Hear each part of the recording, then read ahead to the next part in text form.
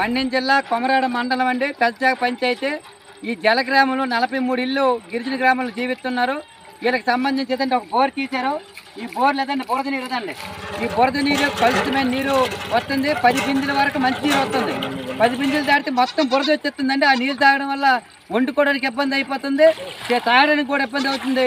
ఇలాంటి సందర్భంలో ఈ పక్కన గడ్డ నుండి ఒక గడ్డ నుండి అక్కడ నుయ్యి ఉందండి బావి. ఆ బావి నుండి ఈ ఊరికి ఒక కొళాయి ఇచ్చారు. ఆ కొళాయి నుండి నీరు వచ్చేది, అది కూడా పూర్తిగా పోయిందండి. ఆ పంపు చెట్టు కూడా పూర్తిగా పోయింది.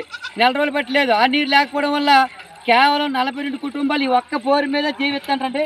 దీనివల్ల తెల్లవారి 5 గంటల నుండి 9 గంటల వరకు ఇక్కడ పడిగాపుల కోసం నీరు కోసం ఉండే పరిస్థితి ఉంది. కాబట్టి వెంటనే అధికారులు వచ్చి ఈ బోరుకి మంచినీరు వచ్చే విధంగా చూడాలి. ప్రత్యామ్నాయంగా మరొక బోరేం తీయాలి. అలాగే అక్కడ ఏదైతే గతంలో నీరు ఇచ్చారండి, అక్కడ ఒక కుండి తీసారు. ఆ కుండి నుండి ఊళ్ళో నీరు ఇచ్చారు. నీరు నుండి నీరు వెళ్ళేది, అది కూడా పోయింది. అది కూడా బాగు చేసి అన్ని విధాలుగా జలగ్రామాన్ని ఆదుకోవాలని చెప్పి సిపిఎం పార్టీ గిరిజన సంఘం ఆధ్వర్యంలో డిమాండ్ చేస్తాను. గతంలో ఇక్కడ ఈ కుండీలా తీసిరంటే ఇక్కడ నీరు అనేది ఈ లైన్ ద్వారా ఊర్లోకి వెళ్తుందండి.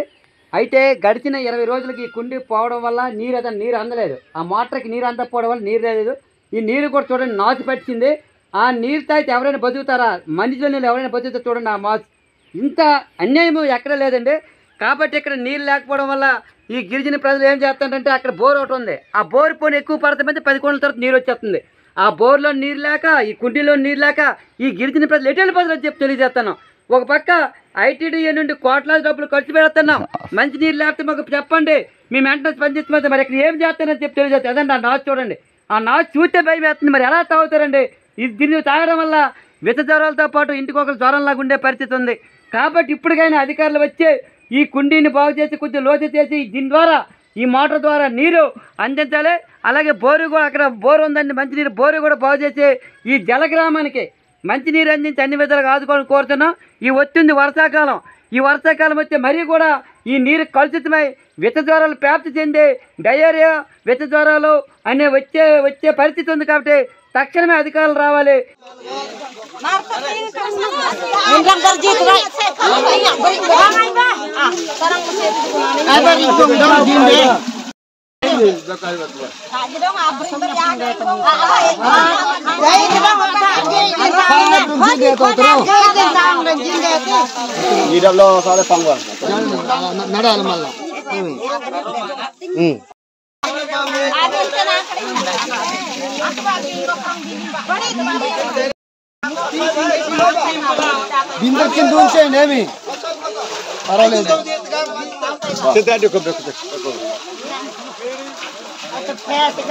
పార్వతీపురం, మన్యం జిల్లా, కొమరాడ మండలం, పెదచాక పంచాయతీ జలగ్రామంలో 43 గిరిజన కుటుంబాలు జీవిస్తున్నారండి.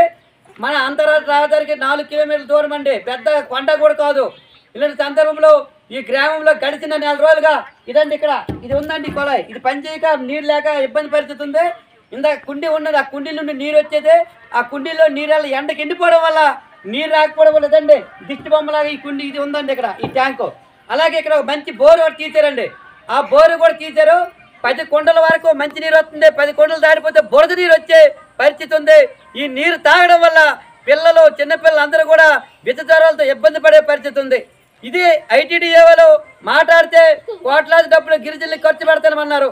మీకు మంచినీరు లేకపోతే మీకు వెంటనే ఫోన్ చేయండి అన్నారు. ఏది చేసినా ఇక్కడ మంచినీరు ఇవ్వని పరిస్థితి ఉంది. ఆఖరికి ఉదయం 5 గంటల నుండి 9 గంటల వరకు ఆ బోరు దగ్గర బురద నీళ్ళు తెచ్చుకొని తాగే పరిస్థితి ఉంది. వెంటనే అధికారులు వచ్చి ఈ మంచినీరు ఇచ్చి మంచినీరు ఫుల్గా ఇచ్చేదాకా బోరు బాగు చేయాలి. అలాగే ఈ ట్యాంక్ కూడా అక్కడ కుండీ ఉందండి, ఆ కుండీ కూడా బాగు చేసి ఈ ట్యాంక్ నీరు ఇచ్చి అన్ని విధాలుగా ఈ జల గిరిజన కుటుంబాలు ఆదుకోవాలని చెప్పి సిపిఎం పార్టీ గిరిజన సంఘం మాత్రం డిమాండ్ చేస్తున్నాం. లేని యెడల ఈ విషయం పైన త్వరలో పార్వతీపురం, మన్యం జిల్లా కలెక్టర్ గారికి ఫిర్యాదు చేస్తామని చెప్పి ఈ సందర్భంగా తెలియజేస్తున్నాం. మంచినీరు ఇచ్చి జలగ్రామాన్ని ఆదుకోవాలి. మంచినీరు ఇచ్చి జలగ్రామాన్ని ఆదుకోవాలి. వెంటనే మంచినీరు ఇవ్వాలి. మంచినీరు ఇచ్చేదాకా పోరాడతాం.